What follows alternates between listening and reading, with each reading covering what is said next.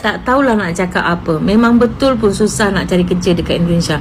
Bukan main banyak lagi kilang, bukan main banyak perusahaan berdiri baru-baru nak berdirikan. Ramai. Cuma persyaratan yang tidak boleh diterima akal.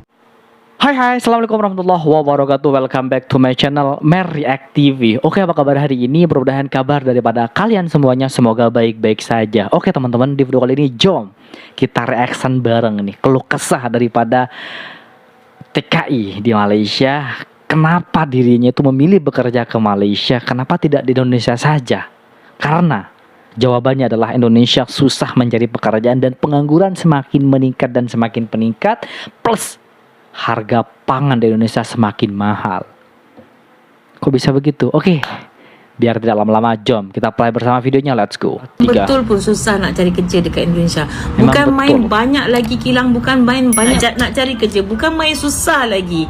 Even tu cuci pinggan sekalipun susah. Jangan nak nafikan benda ni Memang inilah kenyataannya. Kenyataannya memang ya, Indonesia susah mencari pekerjaan dan susah bertahan hidup istilahnya ya. Tak tahulah nak cakap apa. Memang betul pun susah nak cari kerja dekat Indonesia. Bukan main banyak lagi kilang, bukan main banyak perusahaan berdiri baru-baru nak berdirikan. Ramai.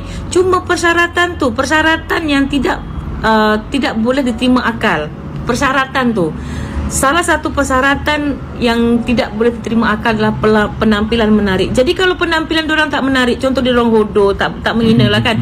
Diorang macam tak ada baju yang untuk sesuai, apa maksudnya, hodoh, buruk, lepas tu gelap.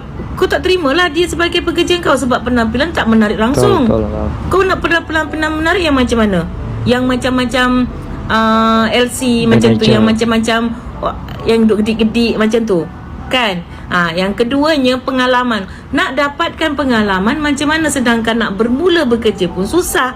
Betul teman-teman ya. Ini salah satu persyaratan yang harus kita miliki di Indonesia untuk menjadi pekerjaan. Bisa bekerja, penampilan menarik, harus memiliki sebuah pengalaman atau skill. Padahal kita kan mau bekerja, mau mencari sebuah pengalaman. Kenapa harus dimintain pengalaman dulu? Itu dan ini pokoknya ruwet teman-teman ya. Ujung-ujungnya tidak lolos masuk pekerjaan. Budak yang baru habis belajar SPM nak cari kerja bukan main susah lagi. Even tu cuci pinggan sekalipun susah, kecuali ada orang yang bawa, ada orang dalam. Kecuali sistem orang dalam ni daripada dulu lagi tahu. Tak, jangan nak nafikan benda ni Memang inilah kenyataannya. Inilah kenyataannya. Aku pernah lalui sendiri tahu. Ikut outsourcing, bayar gaji 2 juta, potong 500 tinggal 1,5 juta. Percuma ada orang dalam, tapi harus ada gininya juga teman, harus nyogok lah istilahnya ya. Itu kilang. Lepas tu adik aku nak dapatkan kerja kena ya Allah ya Tuhanku, bukan main susah lagi. Bukan ke kerja kita bawa kita punya resume kan, apa dokumen nak mohon bekerja kan, bawa lepas tu interview, letak dekat kalau tak ada kerja letaklah dekat situ. Bukan ke macam tu sepatutnya.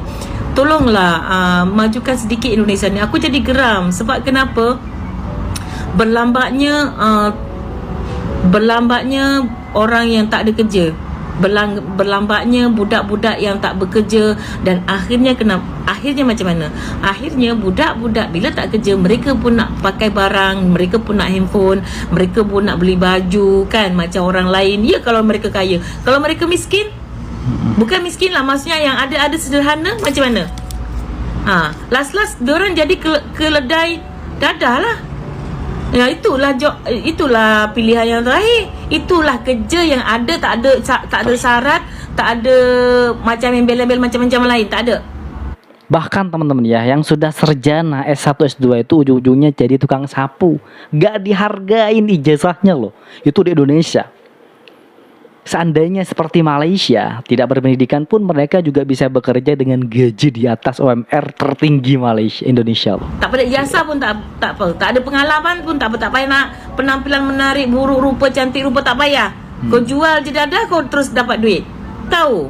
Tolonglah jangan buat macam ni. Aku jadi macam sesak dada, tahu tak?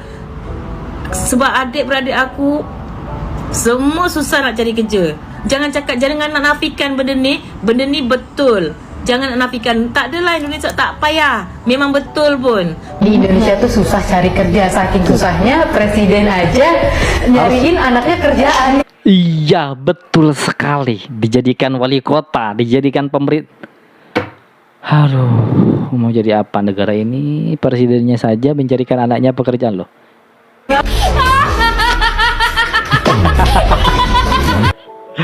Aduh, oke, kita lanjut lagi teman-teman. Ini ada sebuah cuplikan Presiden Jokowi mengeluh kesal tentang banyaknya pengangguran di Indonesia. Lulusan S2 yang seharusnya bekerja. Bapak Ibu dan saudara-saudara sekalian yang saya hormati, 2030-an kita akan mengalami puncak bonus demografi. Puncak bonus. 68,3 total penduduk Indonesia berusia produktif, yang ini terjadi hanya satu kali dalam peradaban sebuah negara. Bonus demografi itu hanya terjadi satu kali dalam peradaban sebuah negara. Ini bisa menjadi peluang, tapi ini juga bisa menjadi sebuah bencana kalau kita tidak bisa mengelolanya. Bencana loh, Rek. Saya baca di berita, ini di negara yang lain, ada yang sulitnya mencari kerja. Lulusan S2 yang seharusnya bisa menjadi guru, saat ini menjadi tukang sapu. Negara yang mana loh, Pak? Negara yang mana sih? Negara di Afrika di 2015 juga mendapatkan bonus demografi. Tapi dalam 7 tahun justru yang terjadi pengangguran melonjak menjadi 33,6%. Saya tidak usah sebut negaranya mana, tapi saya yakin Bapak Ibu dan saudara-saudara tahu. Yakin tahu. Dan kita tidak ingin terjadi seperti itu. Oleh sebab itu kita harus bekerja keras, sekali lagi kita harus bekerja keras memanfaatkan peluang ini. Bentar teman-teman, yang dimaksud oleh Bapak Jokowi ini negara yang mana sih? Lulusan S2 ujung-ujungnya menjadi tukang sapu.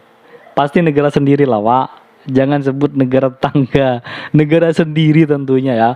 Ada yang bahkan S2, S1 di kampung saya itu jadi pengangguran rata-rata karena mereka tidak punya skill untuk melamar pekerjaan, tapi mereka punya ijazah. Ijazah itu sudah tidak berharga lagi di Indonesia, teman-teman ya. Berbeda dengan di Malaysia loh, jauh berbeda. Terima kasih sudah nonton.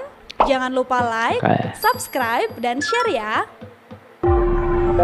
Tribun News ini langsung dikabarkan oleh tribunnews.com, saluran resmi TV resmi di Indonesia. Kalian ngerasa nggak belakangan ini lagi susah dapat kerja? Karena ada datanya nih, di tahun 2003 banyak banget perusahaan tuh stop rekrut karyawan. Ini biar mereka ngehindarin PHK massal. Surveinya sih lagi terjadi di Indonesia sekarang juga. Dari Talent Acquisition Insight, katanya ada 69% perusahaan yang nggak merekrut karyawan baru. Itu jauh lebih tinggi dibanding rata-rata global ya, yang 50%-an. Dan industri yang paling top, perbankan, perhotelan, farmasi. Pertanyaannya kenapa mereka nggak mau nge-hire orang baru? Sebenarnya gue ngerti, karena sekarang sebenarnya ekonomi masih belum pasti, masih belum balik ke situasi normal. Kita nggak tahu bakal ada badai apa. Cuma banyak perusahaan tuh takut sampai harus PHK massal kalau badai itu terjadi. Jadi yang lagi dilakuin sekarang, hampir 77% dari perusahaan itu lebih suka ngerekrut freelance atau pekerja kontrak atau lepasan. Jadi ada satu pintu ketutup, satu lagi kebuka nih. Cuma lihat dari perspektif HR dia. Selalu yang dicari itu urutannya gini: pengalaman, keterampilan, reputasi. Makin susah lagi kalau banyak pekerjaan yang sebenarnya bakal digantiin sama AI. Jadi kalau dilihat dari global, kalau kita mau stay ahead soal kerjaan kita, selalu pahami situasi dan pelajarin ilmu-ilmu masa depan. Karena 75% perusahaan itu lagi ngeliatin sektor AI sebagai keterampilan yang paling dicari. Kalau sendiri sebenarnya bisa paling simpelnya ya, research, information finding, copywriting, pakai AI yang free itu contohnya ChatGPT atau Gemini dari Google. Cuma ya menurut gue tahun ini emang unik karena banyak yang nggak pasti. Kalian ngerasain nggak? Atau sekarang justru banyak yang lagi panen nih? Apa sih tahun 2024 ini tuh nyari kerjaan makin susah. Padahal pengalaman magang udah banyak, lulusan kampus terkenal, skill juga ada. Tapi kok bisa gitu, susah banget nyari kerjaan. So, welcome to Cari Kerjaan Series part 1. Oke, jadi kenapa sih sekarang susah nyari kerjaan? Ternyata ada 2 alasan utama. Yaitu adalah overpopulasi dan underskill. SDM rendah lah. Nah, jumlah orang yang nyari kerja itu jauh lebih banyak dibandingkan jumlah orang yang punya skill. Nah, jadi demand terhadap pekerjaan tuh ada dan nambah sebenarnya. Masuk. Gajinya tinggi-tinggi lagi, di atas 10 juta ada. Sayangnya kerjaan yang kayak gini tuh yang daftar sedikit. Iya betul teman-teman. Programmer ya. Programmer ini pekerjaannya yang melamar tuh sedikit, gajinya besar. Karena mereka tidak punya skill untuk di bidang itu. Andai kata Indonesia memberikan sebuah peluang pendidikan programmer itu murah, maka akan banyak yang minat untuk masuk ke programmer, teman-teman. Contohnya kayak programmer, developer, data analis itu masih ada posisi-posisi tech gitulah. Banyak sekali. Pendaftarnya dikit banget karena posisi kayak gini itu kompetitif, butuh skill khusus dan nggak semua orang. Karena harus pintar-pintar juga ya. Ada aja tuh yang nawarin, gua ada kerjaan nih, gaji 100 juta US. Tapi ya emang nggak semua orang bisa apply. Beda dengan posisi entry level yang semua jurusan bisa isi, kayak admin, HR. Nah, solusinya apa dong? Jawabannya adalah upskilling ya. Ya, kalau admin ya banyak, marketing juga banyak. Karena itu pekerjaan yang sangat mudah buat anak muda dikerjakan. Andai kata perusahaan terbesar di Indonesia ini membuka sebuah peluang pekerjaan tanpa ada syarat skill, kerapian, minimum tinggi badan, maka akan juga banyak mereka yang akan masuk ke perusahaan tersebut, teman-teman ya.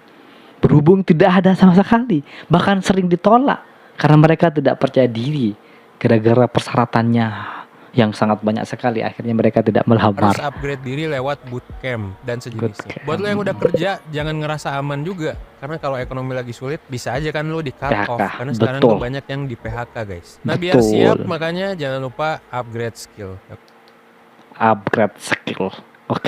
Oke teman-teman semuanya, itulah video reaction hari ini. Jadi itulah Indonesia. Semakin mahalnya harga sembako, semakin mahalnya harga pangan, maka semakin banyak pula pengangguran di Indonesia. Ada apa dengan negeri ini? Jauh berbeda loh dengan Malaysia. Di Malaysia harga pangan, harga sembako murah, lapangan pekerjaan sangat banyak sekali. Itu teman-teman ya, bedanya Indonesia dan Malaysia. Susah di Indonesia, gampang di Malaysia. Oke, itulah video hari ini. Buat teman-teman yang suka dengan video ini, silahkan bantu dengan cara menekan tombol like, komen, dan share. Jangan lupa juga subscribe. Baik, kita akhiri. Wassalamualaikum warahmatullahi wabarakatuh.